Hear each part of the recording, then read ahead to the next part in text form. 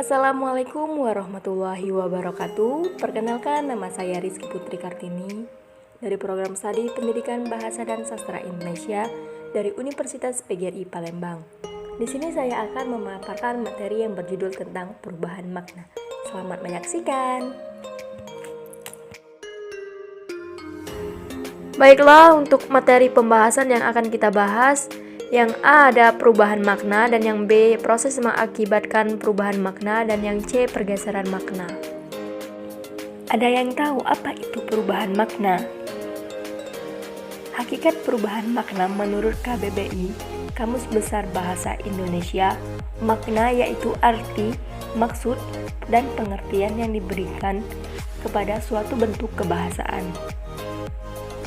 Maka dapat disimpulkan bahwa makna merupakan suatu arti atau maksud terhadap sesuatu yang akan dimaknai dalam pemakaian makna.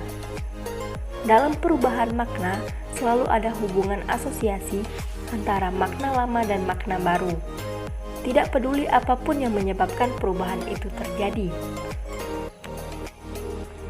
Adapun faktor-faktor yang mengakibatkan perubahan makna adalah sebagai akibat perkembangan bahasa.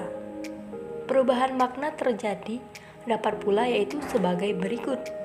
1. Faktor kebahasaan. 2. Faktor kesejaraan yang dapat diuraikan di atas objek, institusi, ide, dan konsep ilmiah. 3. Sebab sosial. 4. Faktor psikologis yang berupa faktor emotif kata-kata tabu. 1. Tabu karena takut. 2. Tabu karena kehalusan. 3. Tabu karena kesopanan. 5. Yaitu pengaruh bahasa asing. 6. Karena kebutuhan akan kata-kata baru.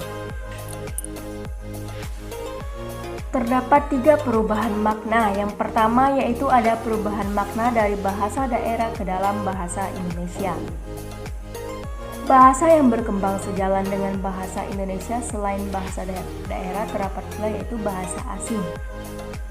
Perubahan makna dari bahasa daerah ke dalam bahasa Indonesia, sebagai contoh misalnya kata seni atau seperti dinyatakan terdahulu, yang kemudian di dalam bahasa Indonesia bermakna sepadan dengan bahasa Belanda yaitu kunst. Bila kita melihat makna kata seni, halus, air seni atau air kencing, kecakapan membuat sesuatu yang elok-elok atau indah. Yang kedua yaitu ada perubahan makna akibat lingkungan. Lingkungan masyarakat dapat menyebabkan perubahan makna suatu kata. Kata yang dipakai di dalam lingkungan tertentu belum tentu sama maknanya dengan kata yang dipakai di lingkungan lain. Misalnya kata seperti cetak, bagi yang bergerak di lingkungan persurat kabaran selalu dihubungkan dengan tinta, huruf, dan kertas. Tetapi bagi dokter lain lagi, dan lain pula bagi pemain sepak bola. Yang ketiga yaitu ada perubahan makna akibat gabungan kata. Perubahan makna dapat terjadi sebagai akibat gabungan kata. Sebagai contoh, dari kata surat sebagai makna umum, satu kertas, kain, dan sebagainya yang bertulis berbagai-bagai isi dan maksudnya. Yang kedua yaitu secari kertas, kain, dan sebagainya sebagai tanda atau keterangan. Yang ketiga yaitu tulisan yang tertulis Kamus Besar Bahasa Indonesia dapat bergabung dengan kata lain dan maknanya berbeda seperti pada 1. Surat jalan, 2. Surat perintah, 3. Surat keterangan, 4. Surat kaleng.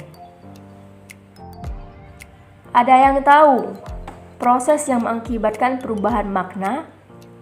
Salah satu aspek dari perubahan bahasa adalah perubahan makna. Perubahan makna ini menjadi sasaran kajian semantik historis. Perubahan makna dapat dianggap sebagai akibat hasil proses yang disebabkan oleh 1. Hubungan sintakmatik. 2. Rumpang di dalam kosakata. 3. Peralihan dari pengacuan yang konkret ke pengacuan abstrak. 4. Timbulnya gejala sinestesia. Dan 5. Penerjemahan harfiah. Pergeseran makna. Makna berkembang dengan melalui perubahan, perluasan, penyempitan, atau pergeseran.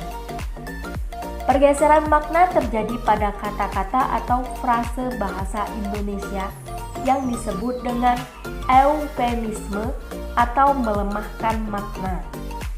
Caranya dapat dengan mengganti simbolnya atau kata frase dengan yang baru dan maknanya bergeser.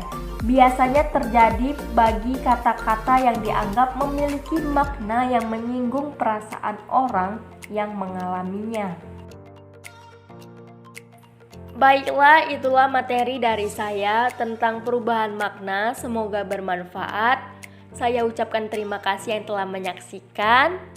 Saya akhiri. Wabillahi taufik wal hidayah. Wassalamualaikum warahmatullahi wabarakatuh. Sampai jumpa semuanya.